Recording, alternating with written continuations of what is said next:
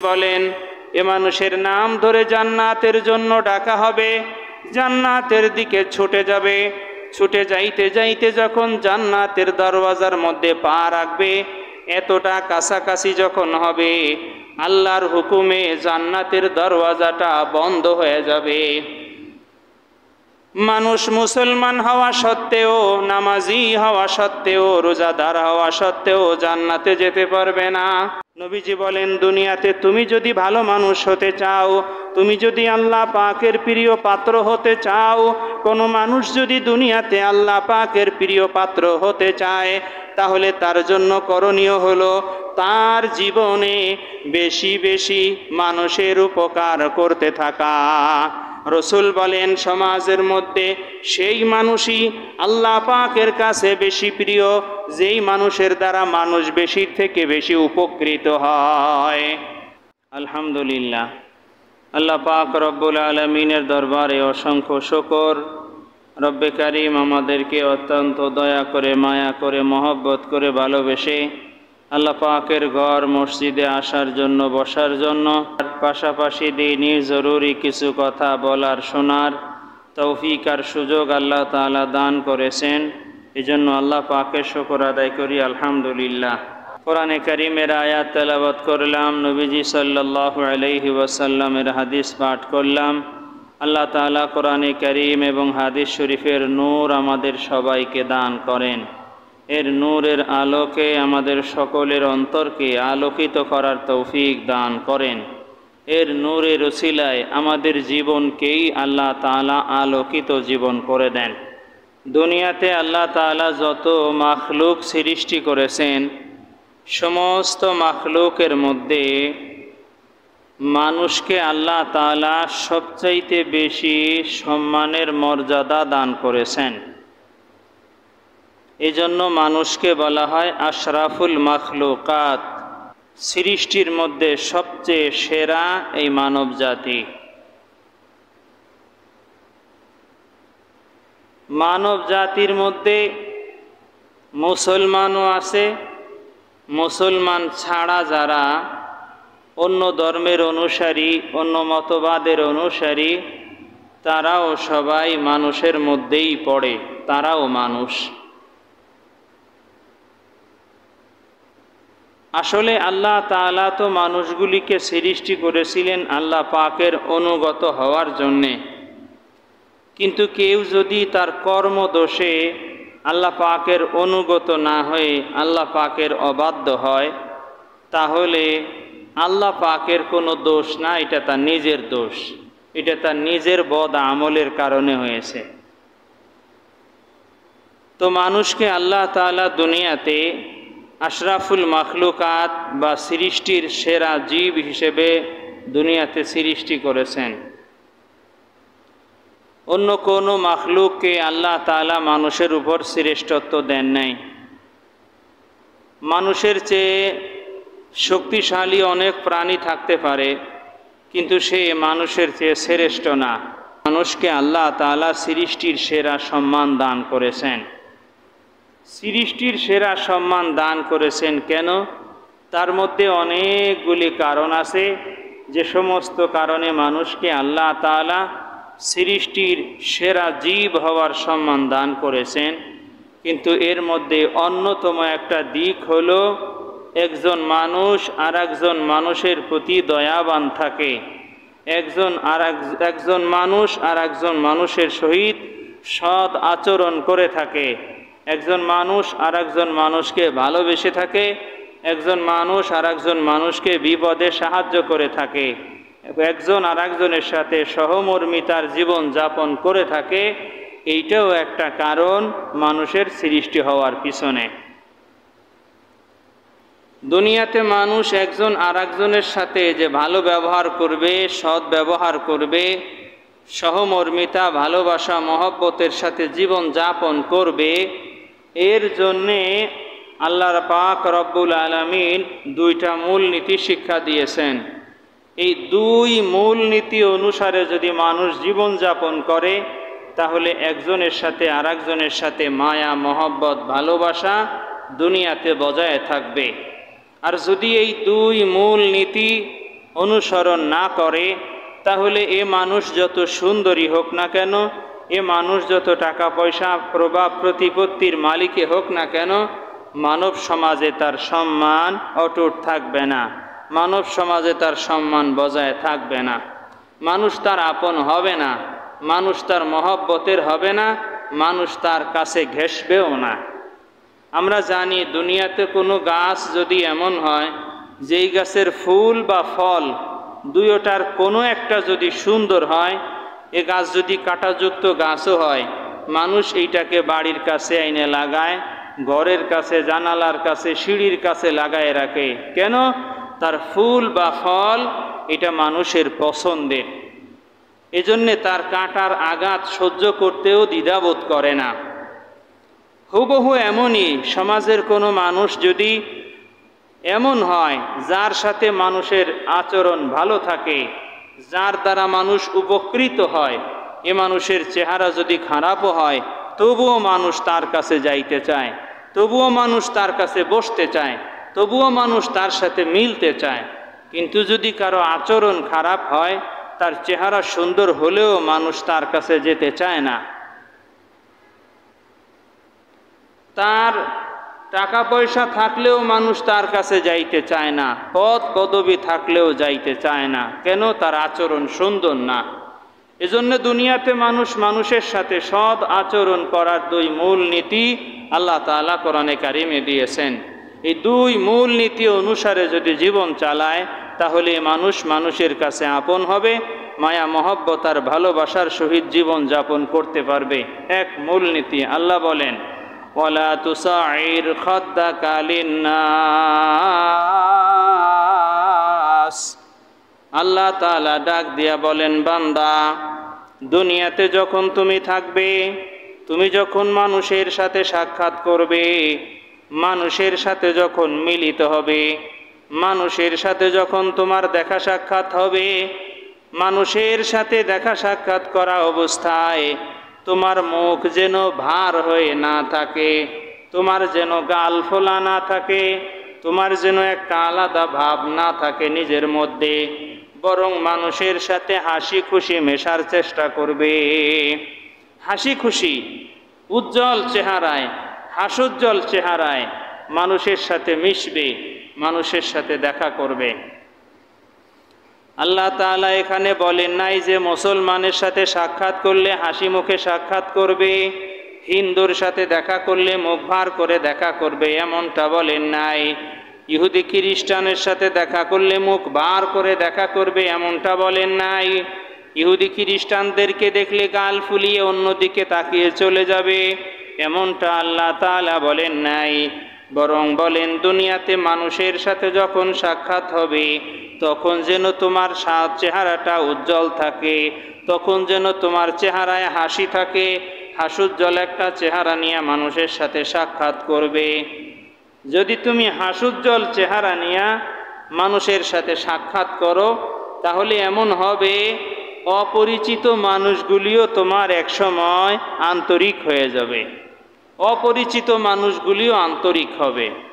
চেহারাটা যদি মানুষের সামনে সুন্দর রাখা যায়, এই বিষয়টাই অপর হাদিসে রাসূল সাল্লাল্লাহু আলাইহি ওয়াসাল্লাম বলেন, তুমি যখন মানুষের সাথে সাক্ষাৎ করবে, তুমি যখন তোমার ভাইয়ের সাথে সাক্ষাৎ করবে, সাক্ষাৎ করার অবস্থাটা কেমন হবে? নবীজি বলেন, বিওয়াজহিন তলিকিন, হাসি খুশি চেহারায় মানুষের সাথে সাক্ষাৎ করবে। হাসি খুশি চেহারায় মানুষ যেন তোমার চেহারায় হাসি খুঁজে পায়, এমন যেন না হয় যে তোমার চেহারা আমাবস্যার রাতের মতো অন্ধকার থাকে, এমন যেন না হয়।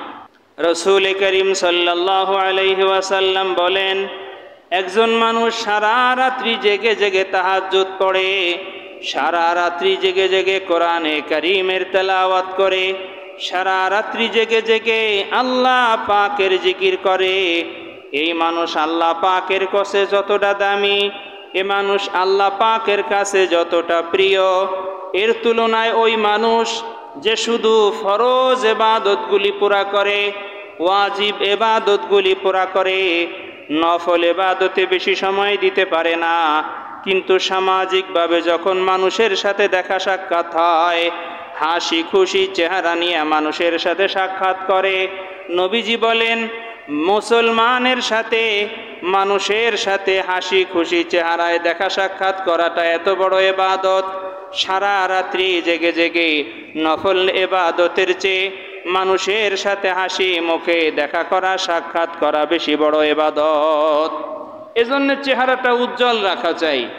আল্লাহ তাই বলেন, ওয়ালা তুসাইর খাদ্দাকা লিন্নাস, মানুষের সাথে সাক্ষাৎ করবে মুমিন, তোমার চেহারাটা যেন সুন্দর থাকে, মানুষ যেন তোমার চেহারা দেখে তোমার প্রতি আগ্রহী হয়, তোমার সহিত সম্পর্ক গড়তে আগ্রহী হয়, তোমার কাছে ঘেঁষতে আগ্রহী হয়, তোমার সাথে বন্ধুত্ব করতে আগ্রহী হয়। এমন যেন না হয় যে তোমার চেহারা দেখলেই মানুষ পিছনে ফিরে যায়। এমন আখলাক বানায়ও না। এটা হলো এক মূলনীতি। অপর মূলনীতি কি? আল্লাহ তাআলা বলেন, ওয়াকুলু লিন্নাসি হুসনা, মানুষের সাথে যখন কথা বলবে উত্তম ভাষায় কথা বলবে, উত্তমভাবে কথা বলবে, ভালোভাবে কথা বলবে, সুন্দরভাবে কথা বলবে। মানুষের সাথে সুন্দরভাবে কথা বলবে, বড় হোক আর ছোট হোক, ধনী হোক আর গরিব হোক, মুসলমান হোক আর বিধর্মী হোক, সবার সাথে উত্তম ভাষায় কথা বলবে। ভাষাটা যেন উত্তম হয়, শব্দগুলি যেন সুন্দর হয়, বলার ঢংটা যেন সুন্দর হয়। শব্দও সুন্দর, নিজের বলার ঢংও সুন্দর। তাহলে ফায়দা হবে কি? অপরিচিত মানুষ তোমার কাছে একসময় পরিচিত হয়ে যাবে তোমার এই সুন্দর শব্দ চয়ন করে কথা বলার দ্বারা। কিছু মানুষ আছে সুন্দর করে কথা বলতে পারে, মানুষ তাদেরকে খুব মহব্বত করে, না, তার কথা বলার ঢং অনেক সুন্দর, তার কথা বলার পদ্ধতি অনেক সুন্দর। এজন্যে কথা বলতে গেলে কাউকে কটাক্ষ করে না, কাউকে ছোট করে না, কাউকে অপমান করে না, কাউকে লাঞ্ছিত করে না, কাউকে অবজ্ঞা করে না, ঠাট্টার চলে না, ঠাট্টা কৌতুক করতে যেয়ে কাউকে অপমান করে কথা না বলা, এটা বড় খারাপ দিক মানুষের চরিত্রের। দুনিয়াতে তো গুনাই, হাসরের ময়দানে অবস্থা হবে কি? রাসূল করিম সাল্লাল্লাহু আলাইহি ওয়াসাল্লাম বলেন, দুনিয়াতে যারা মানুষের সাথে ঠাট্টার ছলে অপমানজনক আচরণ করে, রসিকতার ছলে অপমানজনক আচরণ করে, মানুষকে নিয়ে ঠাট্টা বিদ্রুপ যারা করে, হাসরের ময়দানে আল্লাহ তাআলা ফেরেশতার মাধ্যমে তাদেরকে জান্নাতের দিকে ডাকবেন। নবীজি বলেন, এ মানুষের নাম ধরে জান্নাতের জন্য ডাকা হবে, জান্নাতের দিকে ছুটে যাবে। ছুটে যাইতে যাইতে যখন জান্নাতের দরওয়াজার মধ্যে পা রাখবে, এতটা কাছাকাছি যখন হবে, আল্লাহর হুকুমে জান্নাতের দরওয়াজাটা বন্ধ হয়ে যাবে। মানুষ মুসলমান হওয়া সত্ত্বেও, নামাজি হওয়া সত্ত্বেও, রোজাদার হওয়া সত্ত্বেও জান্নাতে যেতে পারবে না, নৈরাশ হয়ে পিছনের দিকে ফিরে আসবে। নবীজি বলেন, আবার তার নাম ধরে জান্নাতের জন্য আহ্বান করা হবে, ডাকা হবে। এ মানুষ আবার জান্নাতে যাওয়ার জন্য ছুটে যাবে। ছুটতে ছুটতে যখন জান্নাতের এতটা কাছাকাছি, মাত্র জান্নাতের মধ্যে পা রাখবে, আল্লাহর হুকুমে আবার দরওয়াজাটা বন্ধ হয়ে যাবে। এভাবে একবার নয়, দুইবার নয়, শত শতবার এ মানুষকে জান্নাতের দিকে ডাকা হবে। কিন্তু দুনিয়াতে যেহেতু মানুষের সাথে ঠাট্টা বিদ্রুপ করত, তামাশা করত, মানুষকে কষ্ট দিয়ে কথা বলতো, এই জন্য আল্লাহ তাআলাও হাসরের ময়দানে তার সাথে ঠাট্টার উচিত জবাব দিয়ে তার সাথে এমন ঠাট্টা করবেন, বারবার দৌড়ায় যাবে জান্নাতের দিকে, কিন্তু জান্নাতের দরওয়াজা খুলবে না। এভাবে যাইতে যাইতে এক সময় মানুষের অবস্থা এমন হবে, ফেরেশতারা তাকে এক সময় জান্নাতের দরওয়াজাটা খুলে ডাকতে থাকবে, বলতে থাকবে, অমুক ভাই জান্নাতে আসো, তোমার জন্য জান্নাতের দরওয়াজা খোলা। কিন্তু শত শতবার জান্নাতের কাছে দৌড়ায় গেছে আর দরওয়াজা বন্ধ হয়ে গেছে। এরপরে একটা পর্যায়ে সে মনে মনে বলবে, এখনো বুঝি আমার সাথে ঠাট্টা করা হইতেছে, জান্নাতের দরওয়াজা থেকে ডাকা হবে কিন্তু সে যাবে না। নবীজি বলেন, বারবার ফেরেশতারা ডাকবে কিন্তু তার দিকে আর সে ফিরে যাবে না, কারণ বারবার তার সাথে যে ঠাট্টার আচরণ করা হয়েছে, এই জন্য তার মন ভেঙে গেছে, জান্নাতের দিকে যেতে চায় না। এজন্য নবীজি বলেন, খবরদার খবরদার, দুনিয়াতে তোমার ভাষাটাকে সুন্দর করবে, তোমার ভাষার ব্যবহারকে সুন্দর করবে, মানুষের সাথে ভালোভাবে কথা বলবে, ঠাট্টা বিদ্রুপ আর তামাশা করে মানুষের সাথে অপমানজনক কথা বলবে না। আল্লাহ তাআলাও তাই বলেন, ওয়াকুলু লিন্নাসি হুসনা, মানুষের সাথে সুন্দরভাবে কথা বলো, মানুষের সাথে সুন্দরভাবে কথা বলো, তোমার কথার দ্বারা যেন কোনো মানুষ কষ্ট না পায়, কথার দ্বারা কষ্ট না পায়। সাইয়্যিদুনা হযরত আলী কাররামাল্লাহু ওয়াজহা, হযরত আলী বিন আবি তালিব রাদিয়াল্লাহু তাআলা আনহু বলেন, মুসলমান, কখনো যদি মানুষের সাথে তোমার খারাপ আচরণ হয়ে যায়, সাথে সাথে তুমি তার থেকে ক্ষমা চেয়ে নাও, কারণ এমনও হতে পারে পরবর্তী সাক্ষাৎ করে তার কাছ থেকে ক্ষমা নেওয়ার আগেই তুমি দুনিয়া থেকে চলে যেতে পারো, হায়াত তোমার নাও থাকতে পারে। এজন্য আচরণ যদি খারাপ হয়ে যায় তাহলে ক্ষমা চেয়ে নাও। আল্লাহ তাআলা বলেন, আচরণটা সুন্দর করো, মানুষের সাথে কথাটা সুন্দর ভাষায় বলো, যেন মানুষ তোমার ভক্ত হয়, মানুষ তোমার অনুসারী হয়, মানুষ যেন তোমার মহব্বতের হয়। এজন্য আল্লাহর দেওয়া দুই মূল নীতি, এক, মানুষের সাথে কথা বলতে যে চেহারা গোমরা করা যাবে না, চেহারা ভার করা যাবে না, গাল ফুলিয়ে কথা বলা যাবে না, সাদা সিধাভাবে স্বাভাবিকভাবে কথাবার্তা বলা, হাসি মুখে কথাবার্তা বলা। কথা বলার ক্ষেত্রে ভাষাটা সুন্দর হওয়া চাই, সম্মানজনক ভাষায় মানুষের সাথে কথা বলা। শুধু কি মানুষের সম্মান বজায় রাখবে এতটুকু বলেই শেষ? বলে না না না, শুধু এতটুকু বলেই শেষ না, বিষয়টাকে আমাদের পেয়ারা রাসূল সাল্লাল্লাহু আলাইহি ওয়াসাল্লাম আরো স্পষ্ট করে বলেন। কি ক্বালা রাসূলুল্লাহ সাল্লাল্লাহু আলাইহি ওয়াসাল্লাম, তাকুফু শাররাকা আনিন নাস, দুনিয়াতে আমরা যারা আছি, দুনিয়াতে কেউ আমরা ফেরেশতা না, আমাদের অনেকের মধ্যেই বিভিন্ন ধরনের খারাপ কথা মনের মধ্যে উদ্রেক হয়, বিভিন্ন সময় খারাপ আগ্রহ আমাদের মধ্যে জন্মায়। নবীজি বলেন, তোমাদের মধ্যে খারাপ আগ্রহটা স্বাভাবিক, কারণ তোমাদের মধ্যে খারাপ আগ্রহ দিয়াই আল্লাহ মানুষকে সৃষ্টি করেছেন। তোমার মনের খারাপই যেন তোমার মনের মধ্যেই সীমাবদ্ধ থাকে, সেটা যেন মানুষ পর্যন্ত না পৌঁছায়। মনের খারাপই সেটা যেন তোমার মনের মধ্যেই থাকে, মানুষ পর্যন্ত না পৌঁছায়। তাকুফু শাররাকা আনিন নাস, মানুষকে কষ্ট দেওয়ার ইচ্ছা হলে এই কষ্ট দেওয়ার ইচ্ছা যেন মনের মধ্যেই সীমাবদ্ধ থাকে, বাস্তবে যেন সেটা প্রকাশ না পায়। কারো বদনাম করতে মন চাইলো, এটা যেন মনের মধ্যেই থাকে, জবান দিয়ে যেন বদনামটা বের না হয়ে যায়। কাউকে আঘাত করতে মনে চাইলো, এটা যেন মনের মধ্যেই সীমাবদ্ধ থাকে, এই আঘাত যেন তার গায়ে যে না পড়ে। কাউকে অপমান করতে মনে চাইলো, এটা যেন মনের মধ্যেই সীমাবদ্ধ থাকে, এটা যেন বাহিরে প্রকাশ পেয়ে কেউ অসম্মান না হয়ে যায়, এটা খেয়াল করা। কারো হক নষ্ট করতে মনে চাইলো, এটা যেন তোমার মনের মধ্যেই সীমাবদ্ধ থাকে, এটা যেন প্রকাশ না পেয়ে যায়। অন্যায়ভাবে কারো সম্পদ দখল করার কথা মনে চাইলো, এটা যেন তোমার মনের মধ্যেই থাকে, এটা যেন বাস্তবে প্রকাশ না পেয়ে যায়। অন্যায়ভাবে হারাম পন্থায় সম্পদ উপার্জনের কথা তোমার মনে চাইলো, এটা যেন শুধু মনের মধ্যেই থাকে, এটা যেন বাস্তবে প্রকাশ না পেয়ে যায়। অন্যায়ভাবে কোনো মুসলমানকে মানব সমাজে কষ্ট দেওয়ার কথা মনে চাইলো, সেটা যেন তোমার মনের মধ্যেই থাকে, বাস্তবে যেন প্রকাশ না পেয়ে যায়। এজন্য রাসূল বলেন, তাকুফু শাররাকা আনিন নাস, তোমার কষ্ট থেকে যেন মানুষগুলি নিরাপদ থাকে। তুমি মানুষকে কষ্ট দিতে চাইলে কষ্ট দিবে না, কষ্ট দেওয়ার ইচ্ছাটা যেন তোমার মনের মধ্যেই সীমাবদ্ধ থাকে। যদি মনের মধ্যে থাকে তাহলে গুনাহ হবে না, গুনাহ হবে না। হাজারো গুনাহের কথা মনে জাগ্রত হলে সেটা যদি বাস্তবে প্রকাশ না পায়, গুনাহ না হয়, তাহলে একটাও গুনাহ হবে না, একটাও গুনাহ হবে না। আল্লাহ তাআলার কি দয়া! নবীজি বলেন, কেউ যদি মনে মনে এই কথা বলে যে আমি এই নেকের কাজটা করব, তাহলে নিয়ত করার সাথে সাথেই আল্লাহ তাআলা একটা নেকি দিয়ে দেন।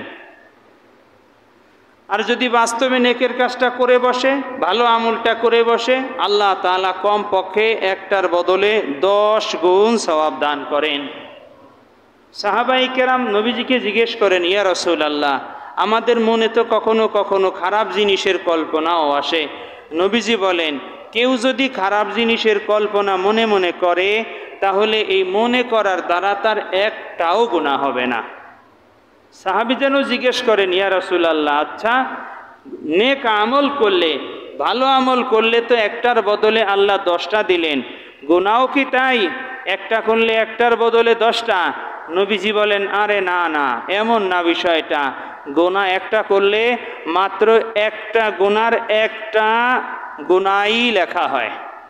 গুনাহ যদি একটা করে তাহলে একটা গুনাহই লেখা হয়। নবীজি বলেন, শোনো, আরও সুসংবাদ দিয়ে রাখি, যদি কেউ গুনাহ করেই বসে, তাহলে আল্লাহ তাআলা এই বাম কাদের ফেরেশতা যে গুনাহের কথা লেখেন তাকে বলে রাখছেন, আমার বান্দা যদি কখনো গুনাহ করে বসে, সাথে সাথে লেখো না, এরে 5 মিনিট টাইম দাও, 5 মিনিটের মধ্যে যদি তওবা করে, তাহলে আর লেখালেখি বাদ, না লেখেই আমি আল্লাহ তাআলা মাফ করে দিব।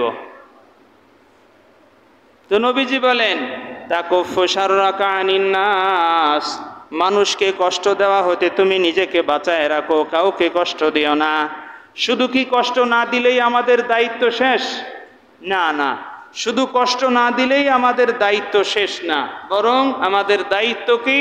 নবীজি বলেন, قال رسول الله صلى الله عليه وسلم أحب الناس إلى الله أنفعهم للناس।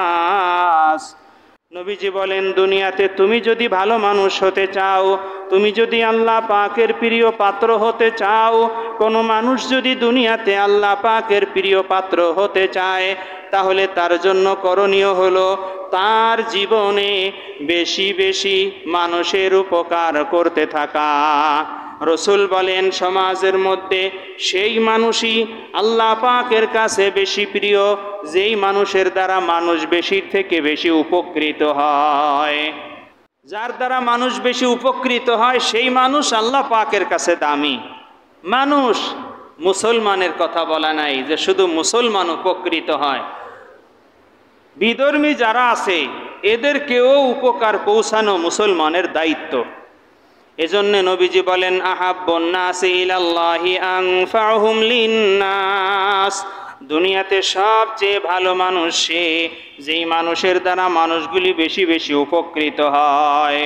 আল্লাহর রাসূল সাল্লাল্লাহু আলাইহি ওয়াসাল্লাম বিষয়টাকে আরো স্পষ্ট করে বলেন, ক্বালা রাসূলুল্লাহি সাল্লাল্লাহু আলাইহি ওয়াসাল্লাম, আল খালকু ইয়ালুল্লাহ, দুনিয়াতে যত মাখলুক আছে সকল মাখলুকগুলি হলো আল্লাহ পাকের পরিবারভুক্ত, আল্লাহ পাকের পরিবারের সদস্য। মানুষও আল্লাহ পাকের পরিবারের সদস্য, গরু ছাগলগুলিও আল্লাহ পাকের পরিবারের সদস্য, জঙ্গলের হিংস্র পশুগুলিও আল্লাহ পাকের সদস্য, বিষাক্ত সাপগুলিও আল্লাহ পাকের সদস্য, গাছপালাগুলিও আল্লাহ পাকের সদস্য, পাহাড় নদ নদী যা আছে সবগুলিও আল্লাহ পাকের পরিবারের সদস্য। আল্লাহর রাসূল বলেন, আল খালকু ইয়ালুল্লাহ, জমিনে যত সৃষ্টি আছে সবগুলি হলো আল্লাহ পাকের সদস্য। ফা আহাব্বুল খালকি ইলাল্লাহি আহসানা ইলাইহি, সুতরাং আল্লাহ পাকের কাছে সেই মানুষ বেশি দামি, সেই মানুষ বেশি আপন, সেই মানুষ বেশি মহব্বতের, সেই মানুষ আল্লাহ পাকের কাছে বেশি ভালোবাসার, যেই মানুষের দ্বারা আল্লাহর সৃষ্টি বেশির থেকে বেশি উপকৃত হয়। সৃষ্টির সেবার মাধ্যমেই আল্লাহ পাকের সন্তুষ্টি পাওয়া যায়। তবে সেটা এরকম না যে শুধু সৃষ্টির সেবা করবে নামাজ কালাম নাই, রোজা নাই, জাকাত নাই, হজ নাই, ইবাদত বন্দেগি নাই, শুধু সৃষ্টির সেবা করবে, এর দ্বারাই আল্লাহকে পাবে। বিষয়টা কিন্তু এমন না।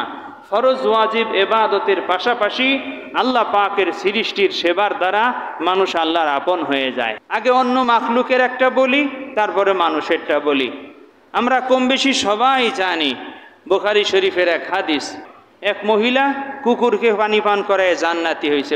তো এই কুকুরকে পানি পান করাইলে, কুকুরের প্রতি দয়া করলে যদি মানুষ আল্লাহ সন্তুষ্ট হয়ে তারে জান্নাত দিয়ে দিতে পারে, তাহলে মানুষের সেবা করলে আল্লাহ তাকে কি দিতে পারেন? মানুষের সেবা করলে আল্লাহ কি দিতে পারেন? কারণ কুকুরের চেয়ে হাজারো লক্ষ কোটি গুণে দামি আল্লাহ পাকের কাছে মানুষ।